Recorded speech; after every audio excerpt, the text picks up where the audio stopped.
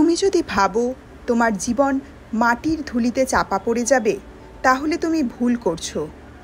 কারণ মাটির ধুলিতেই লুকিয়ে থাকে অজস্র সম্ভাবনা, অজস্র জয়ের গন্ধ।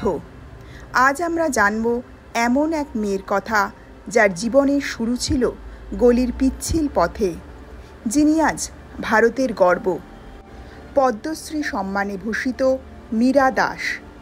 চলুন শুনি তার সংগ্রাম, জেদ আর জয়ের গল্প। জন্ম ও শৈশব। মীরা দাস জন্মগ্রহণ করেন বাংলাদেশের ছোট একটি গ্রামে 1975 সালের শীতল এক সকালে। তার বাবা ছিলেন এক দরিদ্র কৃষক, মায়ের হাতে সংসারের দায়িত্ব। ছোট থেকেই মীরার চোখে ছিল বইয়ের কাগজ আর শিক্ষার আলো।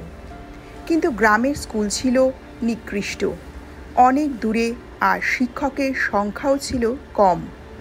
তার বাবা মা খুব কঠোর পরিশ্রম করেও মীরার পড়াশোনার খরচ জোগাতে পারেন না। তাই মীরা প্রায়ই স্কুলের পরিবর্তে বাড়ির কাজ করতে বাধ্য হতেন। প্রথম বাধা: বাল্যবিবাহ, গরিবি, প্রতিবন্ধকতা। একের পর এক প্রতিবন্ধকতা মীরার পথ আটকে দিলেও সে হাল ছাড়েনি। 15 বছর বয়সে মীরা গ্রাম ছেড়ে চলে আসেন কলকাতায়। এখানে শুরু হয় তার জীবনের এক নতুন অধ্যায়। কলকাতায় কঠোর সংগ্রাম। কলকাতায় এসে মীরা শুরু করেন গৃহকর্ম। দিনের পর দিন ক্লান্তিকর কাজের পরেও রাতে পড়াশোনা চালিয়ে যান। একজন স্থানীয় এনজিওর সাহায্যে তিনি ভর্তি হন একটি ডিগ্রি কলেজে। তবে খরচ জোগাতে কাজও করতে হতো তাকে।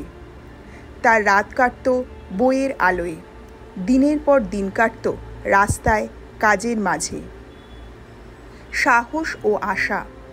মীরা নিজেকে বলতেন, একদিন আমার নাম দেশ জুড়ে গুঞ্জরিত হবে। সে বিশ্বাস করত কঠোর পরিশ্রম আর অধ্যাবসায় দিয়ে জীবনে বড় কিছু অর্জন করা সম্ভব। তিনি রাতের বেলা টিউশনি করতেন, পড়াশোনায় অবিরাম মনোনিবেশ করতেন। শিক্ষা অর্জন ও উন্নতি। ধীরে ধীরে মীরা পড়াশোনায় ভালো ফল করতে শুরু করলেন। উচ্চশিক্ষা নিয়ে তিনি সমাজ কল্যাণে নিয়োজিত করলেন। তারপর এনজিওর মাধ্যমে কমিউনিটি উন্নয়ন প্রকল্পে কাজ শুরু করেন। সামাজিক সেবা ও স্বীকৃতি। মীরা দাস তার কাজের মাধ্যমে অসংখ্য মানুষের জীবন বদলে দিয়েছেন।